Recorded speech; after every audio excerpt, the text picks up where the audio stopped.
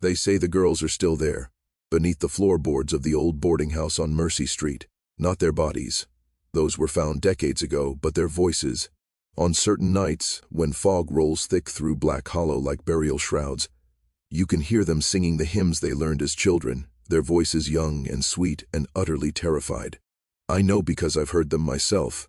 My name is Eleanor Blackwood, and in the winter of 1887, I became the woman who would finally give those girls their justice.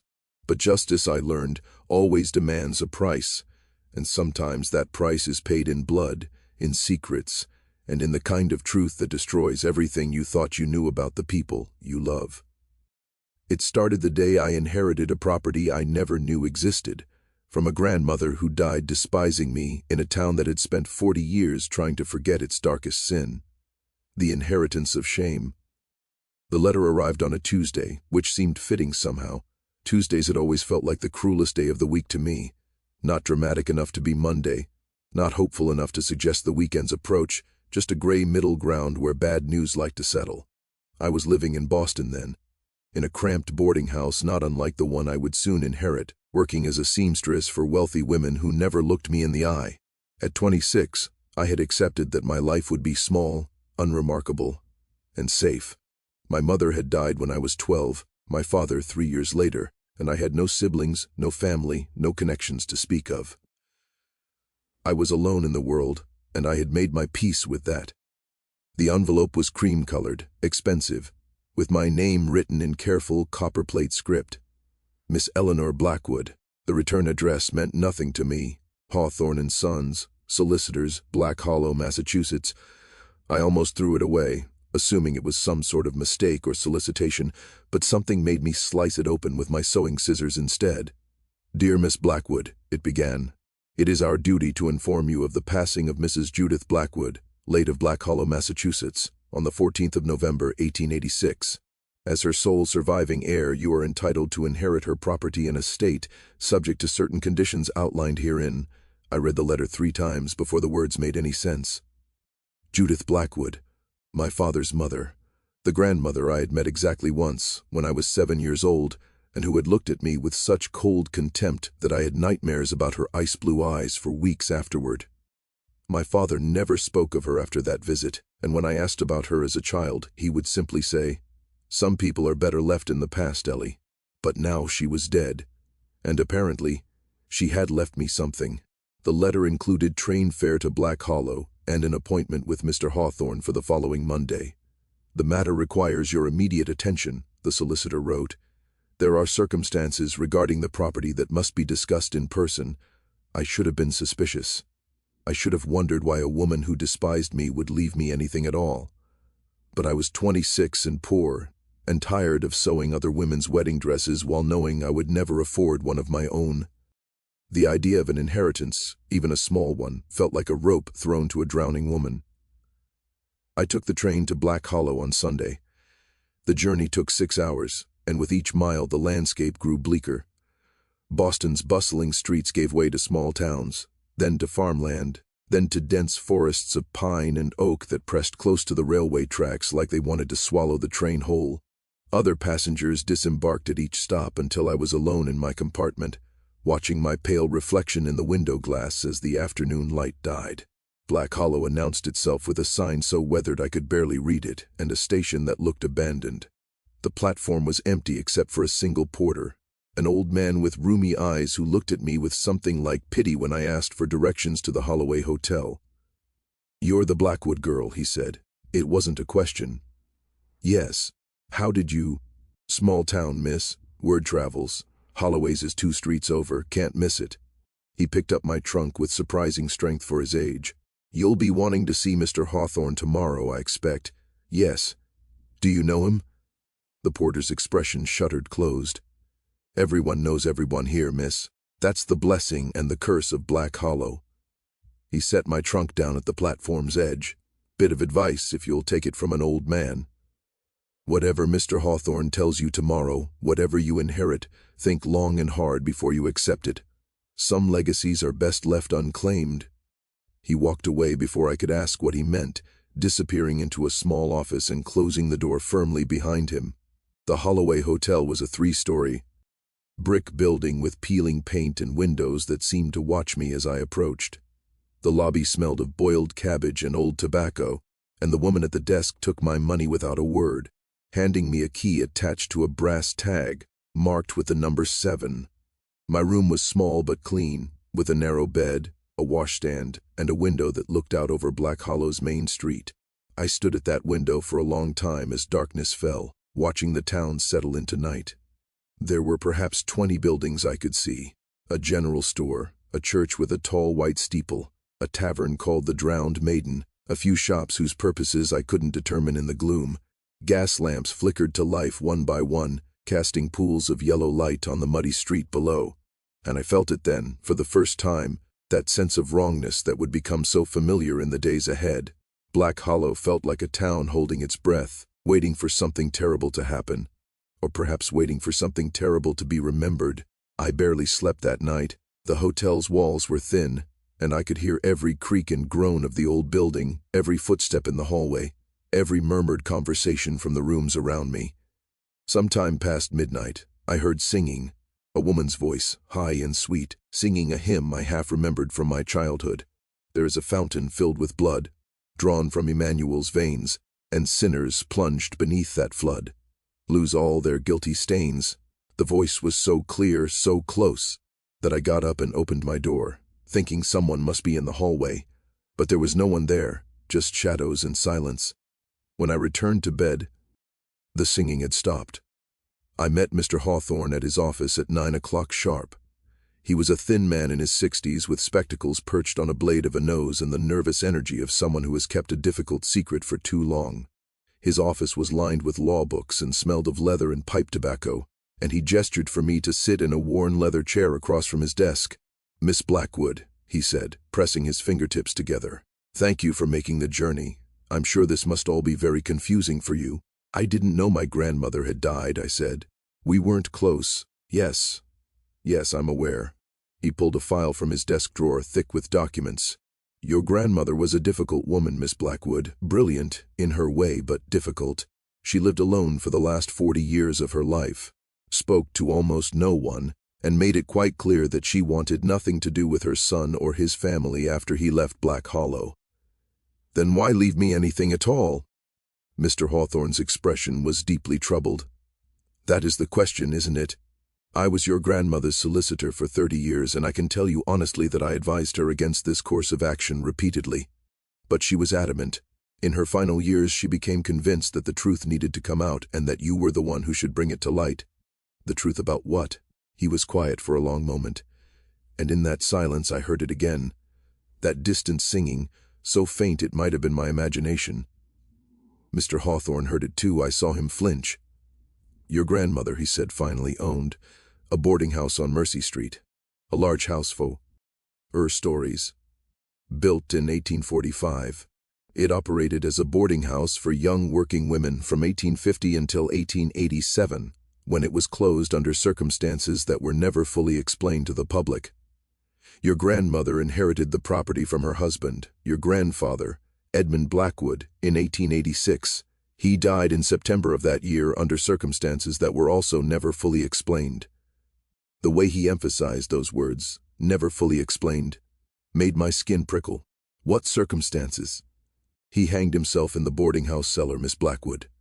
The authorities ruled it a suicide, though there were those who had questions. Your grandmother found him herself. She was the one who cut him down. I felt sick. Why would she leave me a house where her husband killed himself?" "Because," Mr. Hawthorne said, and his voice dropped to barely more than a whisper, "she believed he was guilty of something far worse than suicide, and she wanted someone to prove it." He slid a newspaper clipping across the desk to me. It was yellow with age, dated June 15, 1847, from the Black Hollow Gazette. The headline read, "Local Girls Missing, Search Continues." I read the article with mounting horror. 2 girls, both 16 years old, both residents of Blackwood Boarding House, had disappeared on the night of June 12, 1847. Their names were Sarah Pritchard and Anna Mills. They had been seen leaving the boarding house together after supper, presumably going for an evening walk, and had never returned. A massive search had been conducted. The woods around Black Hollow had been combed for days, but no trace of the girls was ever found. They weren't the only ones, Mr. Hawthorne said quietly. Why? He pushed more clippings across the desk. Over the next 40 years, 6 young women disappeared from Blackwood boarding house, always in pairs, always without a trace. The authorities investigated each disappearance, but they never found anything. Your grandfather was questioned every time, of course, but he was a respected man in this community, a church elder, a businessman. No one could believe he would harm those girls. But my grandmother believed it. Not at first. But after his death, she found something. She never told me what exactly, but it was enough to convince her that he had been responsible for all 6 disappearances. 12 young women, Miss Blackwood. 12 girls who came to Black Hollow looking for honest work and a safe place to live, and who simply vanished. I felt like the room was spinning. Did she go to the police? She tried. But without proof, without bodies, there was nothing they could do. Your grandfather was dead. The case was 40 years old. The families of the missing girls had long since moved away or passed on themselves. The town wanted to forget, and so it did. He leaned back in his chair, looking suddenly exhausted. Your grandmother spent the last year of her life searching that boarding house from top to bottom. She was convinced the evidence was there somewhere, that your grandfather had hidden something that would prove his guilt. She never found it. And now she's left that task to you. Why me? Why not hire investigators? Why not? Because you're a Blackwood, he interrupted. Because you carry his name in his blood, and she believed you had a responsibility to face what he did. She also believed, and I quote, that a young woman might see what an old one had missed. She thought you might approach the house differently, notice things she had overlooked. He paused. She also left you a considerable sum of money, Miss Blackwood, $5,000 to be exact, enough to live comfortably for years if you're careful. The only condition is that you must spend at least 6 months living in the boarding house searching for the truth about what happened to those girls. $5,000. It was a fortune. More money than I had ever dreamed of having. But the price, living in a house where a dozen young women had disappeared, where my grandfather had hanged himself searching for evidence of his crimes, seemed impossibly high. What if I refuse? Then the money and the property go to the town of Black Hollow to be used for civic improvements. You'll receive nothing. Mr. Hawthorne removed his spectacles and cleaned them with a handkerchief. I should tell you that I advised your grandmother against putting you in this position. I thought it was cruel, asking you to bear the burden of your grandfather's sins. But she was adamant. She said the girls deserved justice, even if it came 40 years too late, and that you deserved to know the truth about your family. I thought of those girls, Sarah and Anna, and the 10 others whose names I didn't yet know.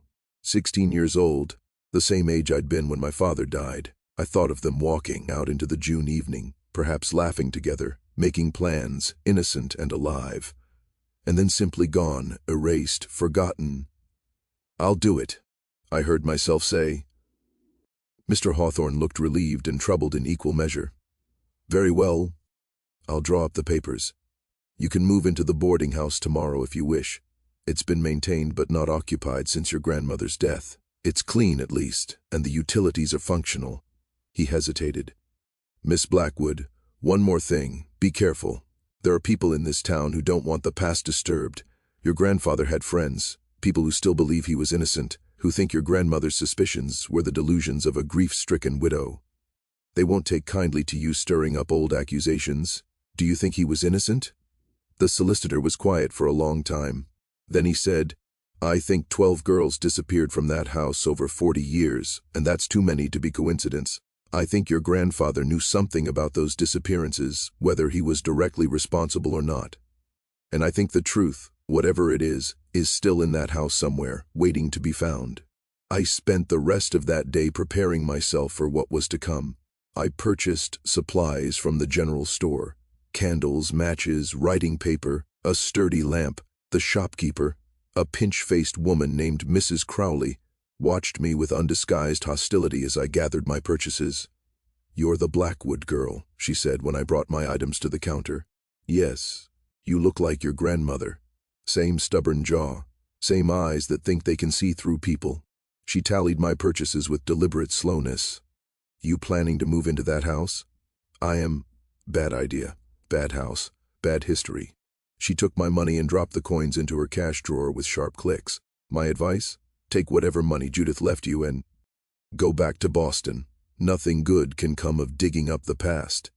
Did you know the girls who disappeared? I asked. Her expression went stony.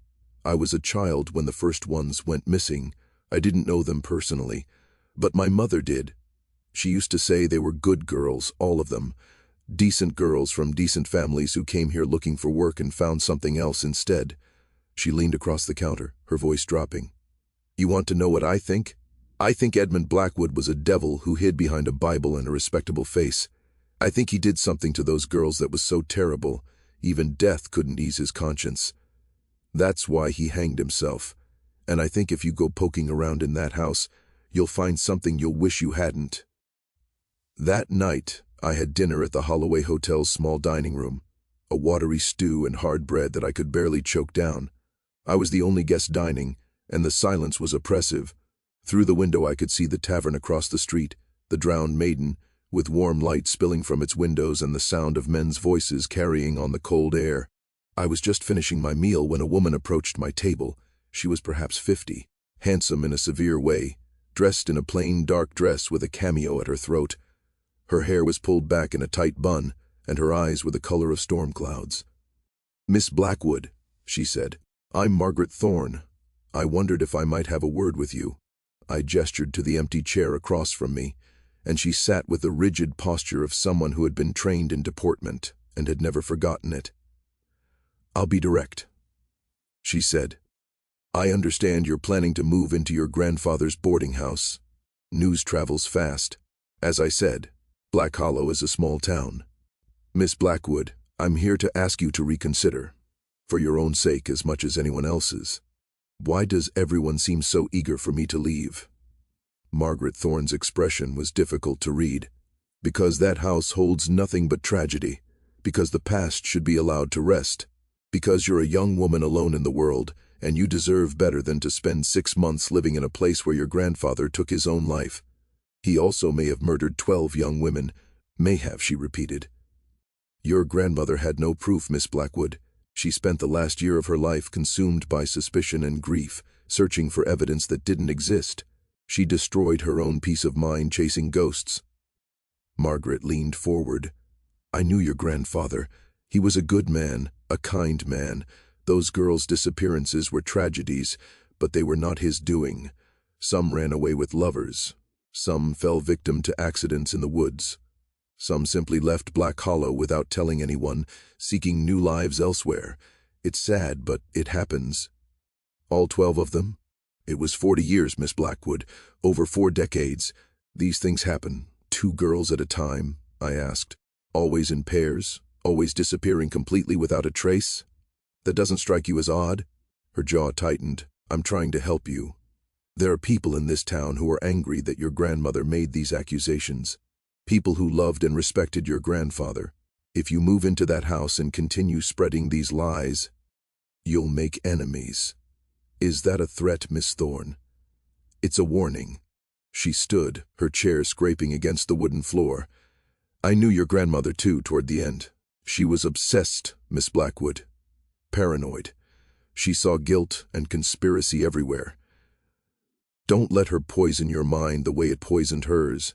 Take the money and leave. Let the dead rest. She walked away before I could respond, leaving me alone in the dining room with my cold tea and the growing certainty that I had made a terrible mistake. But it was too late now. The papers were signed, the inheritance was mine, and somewhere in that boarding house on Mercy Street, 12 girls were still waiting for someone to tell their story. The House of Whispers. I moved into Blackwood boarding house on a Wednesday morning that felt more like twilight. The sky was the color of old pewter, and a cold November rain fell in steady sheets, turning Mercy Street into a river of mud.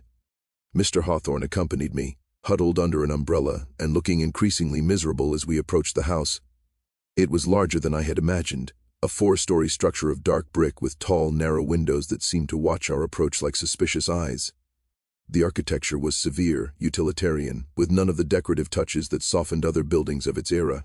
It looked like what it was, an institution, a place designed to house many lives efficiently rather than comfortably. A wrought iron fence surrounded the small front yard, and the gate shrieked on rusty hinges when Mr. Hawthorne pushed it open. "The house has been maintained," he said as we climbed the front steps, "but not modernized. Your mother refused to change anything after your grandfather's death. She said it had to remain exactly as it was, in case the evidence she sought was somehow hidden in the original structure." He unlocked the front door, and we stepped into a hallway that smelled of dust and old fabric and something else, something faintly sweet and rotten that made my stomach clench. The entry hall was dominated by a grand staircase that curved upward into darkness, and on either side were doorways leading to what must have been common rooms. "The ground floor has the entry hall, parlor, dining room, and kitchen," Mr. Hawthorne explained, his voice echoing strangely in the empty space. "The second and third floors contain the boarding rooms, 12 rooms total, each designed to house 2 girls. Your grandmother lived on the 4th floor in the family's private quarters. That's where you'll stay as well. Your grandfather's office is also on the 4th floor, and the cellar—" He paused. "The cellar is where your grandfather was found. I should warn you, your grandmother locked that door after his death and never opened it again. I don't know what you'll find down there." We toured the house in silence. The parlor was filled with furniture covered in dust sheets like sleeping ghosts. The dining room had a long table that could seat 30, with straight-back chairs lined up with military precision. The kitchen was surprisingly modern, with a large stove and an icebox and rows of copper pots hanging from hooks. Everything was clean but abandoned, frozen in time like a museum of other people's lives. The boarding rooms on the 2nd and 3rd floors were identical, small chambers with 2 arrow beds, 2 small wardrobes, a shared washstand. Some still had personal items in them, a hairbrush on a dresser, a faded ribbon tied to a bedpost, a book left open on a nightstand. I picked up the book in one room and saw that someone had written in the margin. Sarah read this to me. "June 10th, 1847. 2 days before Sarah Pritchard disappeared. Your grandmother catalogued everything," Mr. Hawthorne said quietly. "Every item left behind by the girls who disappeared. She was convinced something among their belongings would provide a clue. But if she found anything, she never told me. The 4th floor was different. Here, the rooms were larger, more comfortable, clearly designed for a family rather than boarders. There was a sitting room with a fireplace, a bedroom with a 4-poster bed, a small library lined with books, and at the end of the hall, a heavy oak door with a brass nameplate that read, E. Blackwood, Private. My grandfather's office. Mr. Hawthorne handed me a ring of keys. Your grandmother's keys. They open every door in the house, including that one. I'll leave you to settle in. If you need anything, you know where to find me." He hesitated at the top of the stairs. "Miss Blackwood, I should tell you. Your grandmother kept journals. Years of them. They're in the library. She documented everything she found, every theory she developed, every dead end she encountered. You might want to start there." After he left, I stood alone in the center of the 4th floor sitting room, listening to the house settle around me. Old buildings make sounds. Wood expanding and contracting, pipes rattling, floorboards creaking under the weight of their own age. I told myself that's all I was hearing. Just an old house complaining about the weather. But then I heard the singing again. It was distant, muffled, as if it were coming from very far away or from behind thick walls. The same hymn I had heard at the hotel, "There is a fountain filled with blood." A woman's voice, young and sweet and terribly sad. I followed the sound down the hallway, down the stairs, through the 2nd floor, and then the 1st, but the singing seemed to move as I moved, always just out of reach. When I stopped, it stopped. When I moved, it started again. I ended up in the kitchen, breathing hard, my heart pounding. The singing had stopped. The house was silent. I felt foolish, ridiculous, letting my imagination run wild. But then I noticed something. The cellar door was ajar. I knew Mr. Hawthorne had locked it. I had watched him check it before he left. But now it stood open perhaps 3 inches, and from the darkness beyond came a draft of cold air that smelled of earth and decay. I should have closed it. I should have locked it and walked away and started my investigation in the morning with good light and steady nerves. But instead I found myself reaching for the lamp Mr. Hawthorne had left on the kitchen table, lighting it with shaking hands and pulling the cellar door wider. Stone steps descended into absolute blackness. My lamplight barely penetrated a few feet. I could see the edge of each step, worn smooth by decades of use, and nothing beyond. The smell of earth was stronger here, mixed with something else, something chemical and wrong. I descended slowly, counting steps, 12 of them, which seemed grimly appropriate. At the bottom, my lamp revealed a large cellar with a low ceiling supported by wooden beams. The floor was hard-packed earth. The walls were stone, sweating moisture, and hanging from the central beam, exactly where my grandfather must have hung himself 40 years ago, was a length of rope, frayed and ancient, its end tied in a noose that swayed slightly in the draft from the open door above. My grandmother had cut him down, but she had left the rope. Why? I forced myself to move closer, examining the beam, the rope, the area around it. There was nothing unusual that I could see, just a cellar, damp and cold and ordinary except for the instrument of death hanging from its ceiling. But then my lamp caught something. On the far wall, partially hidden behind a stack of old crates, there was a door. A second door, smaller than the main cellar entrance, its wood swollen and warped from moisture. I moved the crates aside. They were lighter than they looked, filled with old newspapers and ruined linens, and tried the door. It was locked. I went through the ring of keys until I found one that fit, an old iron key that turned with difficulty, and pulled the door open. Beyond was a second chamber, smaller than the main cellar, more a large closet than a room, and it was full of trunks. There were 6 of them, arranged in 2 neat rows of 3. Each was identical, a standard traveling trunk, the kind young women would use when leaving home to take positions in service or as shop girls. Each had brass fittings that had gone green with age, and on each lid, written in careful white paint, were 2 names. The first trunk read, Sarah Pritchard and Anna Mills. The second, Margaret Olson and Elizabeth Green. The third, Catherine Bennett and Rose Hart. I opened the first trunk with hands that had gone numb. Inside were clothes, modest dresses, petticoats, stockings carefully folded, a Bible with Sarah Pritchard written on the flyleaf, a small jewelry box containing a simple locket, letters tied with ribbon, a diary with a lock. These were their belongings, the possessions of girls who had disappeared, and my grandfather had kept them, stored them like trophies in a secret room in his cellar. I opened the diary, and Sarah Pritchard's handwriting swam before my eyes.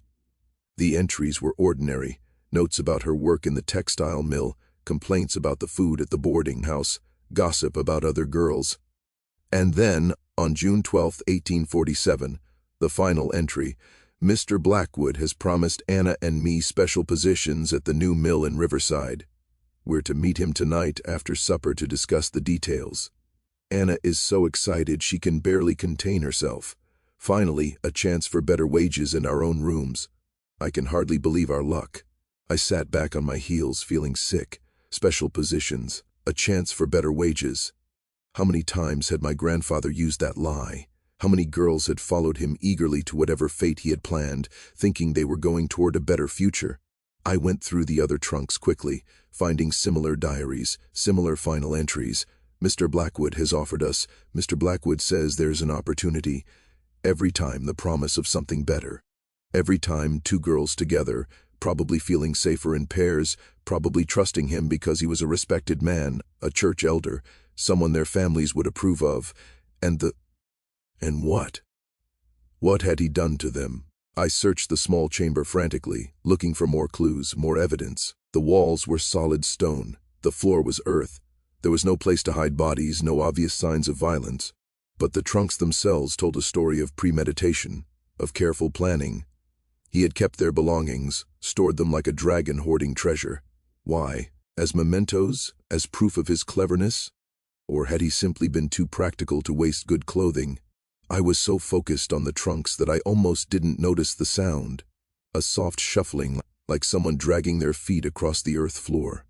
I spun around, holding my lamp high, and for just a second, I saw them. 6 pairs of girls, standing in the shadows at the edge of my lamplight. Young faces, 16 or 17, with hollow eyes and expressions of infinite sadness. They wore the clothing I had just seen folded in the trunks, modest work dresses, aprons, their hair in simple styles. They were there, solid and real, and then they weren't. Gone like smoke, leaving only the smell of earth and the echo of that hymn, "There is a fountain filled with blood, drawn from Emmanuel's veins." I ran. I'm not proud of it, but I ran, slamming the small door behind me, racing up the cellar stairs, slamming that door too and locking it with shaking hands. I stood in the kitchen, gasping for breath, telling myself it had been my imagination. A trick of the lamplight, exhaustion and fear creating phantoms. But I knew better. I had seen them. The girls who never came home. They were still here, in this house, waiting. I spent that first night in the 4th floor, sitting room, unable to make myself enter the bedroom, too frightened to even close my eyes. I pulled out my grandmother's journals and began to read by lamplight, page after page of her meticulous, increasingly desperate handwriting. She had suspected my grandfather for years before his death, she wrote.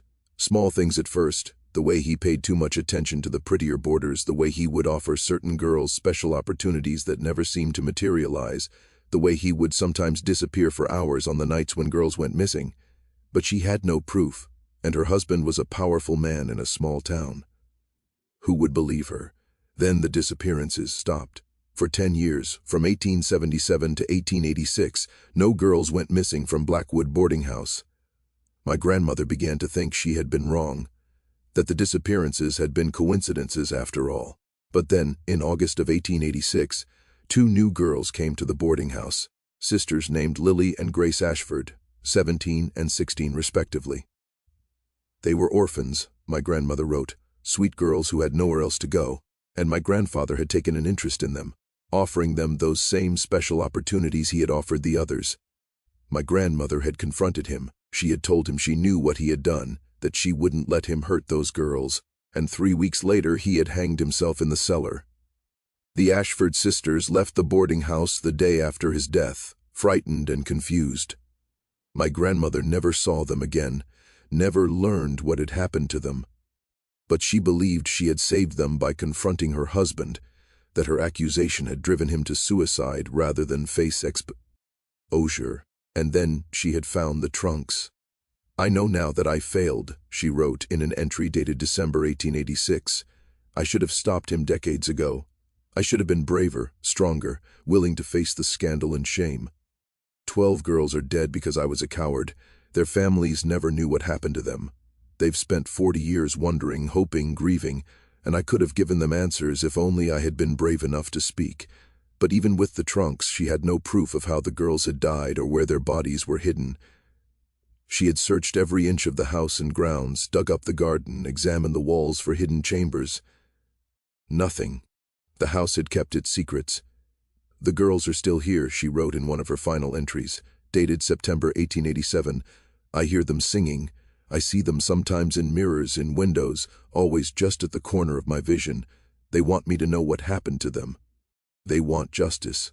But I'm old and tired and dying, and I've failed them. Perhaps Eleanor will succeed where I could not. Perhaps fresh eyes will see what mine have missed. I leave her this burden because someone must carry it, and because it should be a Blackwood who makes this right." I closed the journal as dawn broke, gray light filtering through the dirty windows. I was exhausted but no longer frightened. My grandmother had been right about my grandfather. The evidence in the cellar proved that beyond any doubt. But what had he done with the bodies? How had he killed them?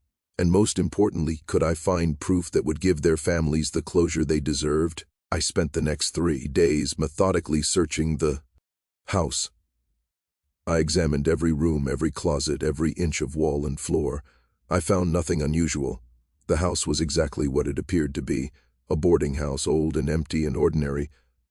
On the 4th day, I went to the Black Hollow Library and requested census records, newspaper archives, anything that might tell me more about the missing girls and my grandfather.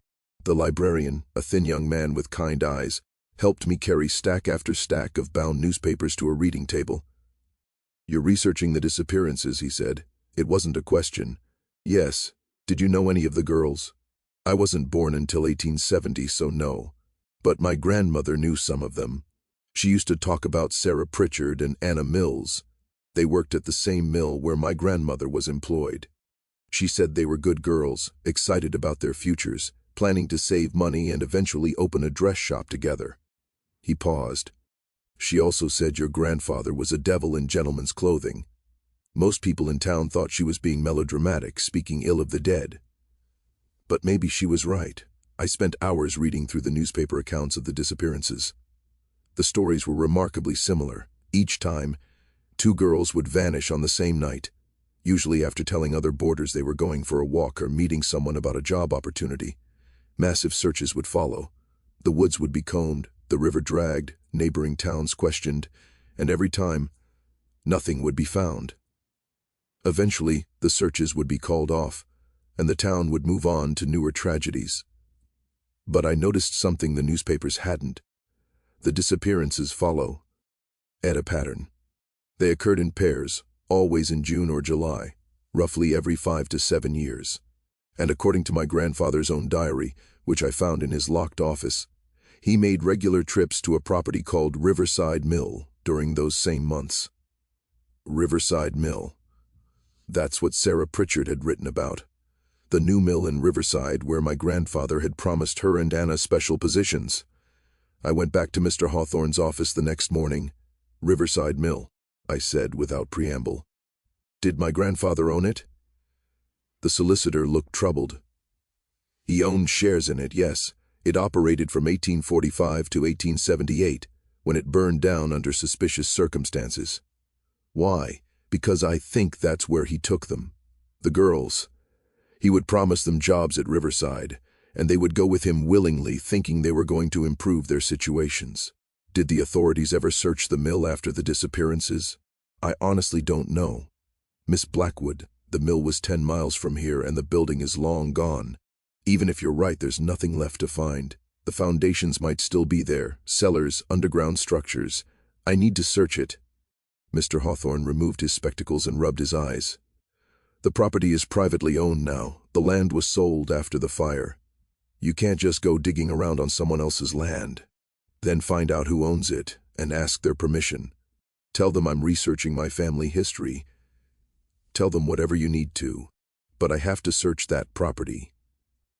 It took a week to arrange, but finally, I stood at the ruins of Riverside Mill with the property's current owner, a farmer named Joe N. Carter, and 2 men he had hired to help with the excavation. The mill had indeed burned to the ground, leaving only scattered bricks in the stone foundation, including a cellar that had filled with debris over the years. We spent 2 days clearing the cellar, hauling out burned timbers and fallen stone, decades of accumulated refuse, and on the 2nd day, in the northeast corner of the cellar, we found them. They were buried in a common grave, shallow and hasty, their bodies so decayed that I couldn't tell one from another. But there were 12 skeletons, all female, all young based on their bone structure, and some still wore scraps of cloth that matched the dresses I had seen in the trunks, a pattern of small flowers here, a style of button there. John Carter turned away and was sick. The hired men stood in shocked silence, and I knelt in the dirt beside those 12 skeletons and wept for the girls they had been, Sarah and Anna and all the others whose names I now knew by heart. The authorities were called. A formal investigation was opened. The bones were exhumed properly and examined. Cause of death couldn't be determined after so many years, but the fact that they were buried together, hidden, was evidence enough of murder. The news swept through Black Hollow like wildfire. Some people refused to believe it, insisting the bones could be anyone, that there was no proof my grandfather had killed them. But most accepted the truth. Too many disappearances, too many connections to Edmund Blackwood. Too many years of suspicious coincidences. The families of the missing girls, those who were still alive or could be located, finally had answers. There were funerals, proper burials, headstones marking the graves of daughters and sisters who had been lost for 40 years. I attended every service, bearing the weight of my grandfather's sins, accepting the anger and grief of families who had suffered because my blood had been evil. Margaret Thorne approached me after one of the funerals. Her face was haggard, aged 10 years in the week since the discovery. "I owe you an apology," she said quietly. "I knew your grandfather. I thought I knew him. We all did.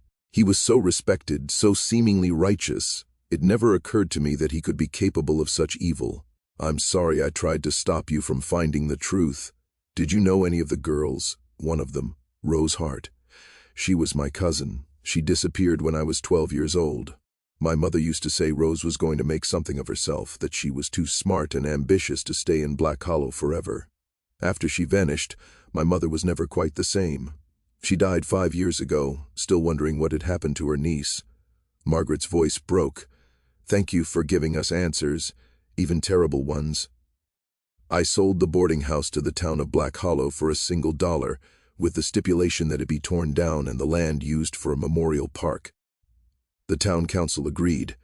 The house was demolished in December of 1887, board by board, brick by brick, until nothing remained but bare ground.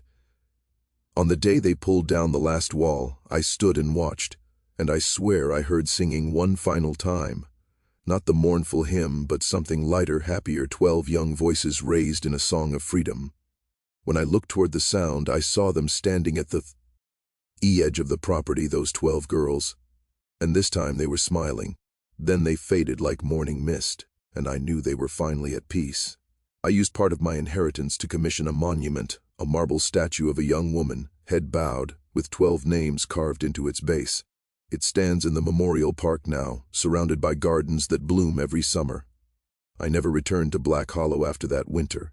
I took the remainder of my inheritance and moved to New York, where I used the money to open a boarding house of my own, a safe place for young women coming to the city looking for work, a place where they would be protected and valued. I named it Pritchard House, after Sarah Pritchard, the first girl to disappear and the one whose diary had helped me understand what my grandfather had done. I'm an old woman now, writing this account in 1930, more than 40 years after those terrible events. I've spent my life trying to atone for my grandfather's sins by helping the kind of girls he preyed upon. I've housed hundreds of them over the years, watched them grow and thrive, sent them off into the world with skills and confidence and hope. Sometimes, late at night, I still hear singing. But it's not mournful anymore. It's peaceful, content, the sound of souls that have found rest at last. My grandmother was right about one thing. Some legacies demand to be faced, no matter how terrible. The girls who never came home finally got their justice. Their families got their answers. And Black Hollow learned that evil can hide behind the most respectable facades, that monsters don't always announce themselves with obvious sin. I learned that being a Blackwood meant more than carrying a cursed name. It meant having the courage to face the truth, no matter how painful. It meant taking responsibility for wrongs I didn't commit but was still connected to by blood and history. And I learned that the dead don't always want revenge. Sometimes they just want to be remembered, to have their stories told, to matter. Sarah Pritchard, Anna Mills, Margaret Olson, Elizabeth Green, Catherine Bennett, Rose Hart, Emma Sullivan, Mary Foster, Alice Thompson, Hannah Price, Julia Morgan, and Rebecca Walsh. 12 names, 12 lives, 12 girls who deserve so much more than they got. This is their story, and mine, and the story of how justice, even when it comes decades late, can still set the dead free and give the living peace. Remember them. That's all any of us can ask for in the end, to be remembered, to have mattered, to leave some trace that we were here and we were real and our lives had meaning. They mattered. They were real. And now, at last, they can rest. The story of Black Hollow reminds us that truth, however painful, is always worth pursuing, that the voiceless deserve advocates, that evil often wears respectable masks, and we must have the courage to look beneath them. Most importantly, it teaches us that justice delayed is not justice denied, that it's never too late to make things right, to honor those who were wronged, and to transform inherited shame into redemptive action. The girls who never came home finally found their way, through the courage of one woman who refused to let them be forgotten.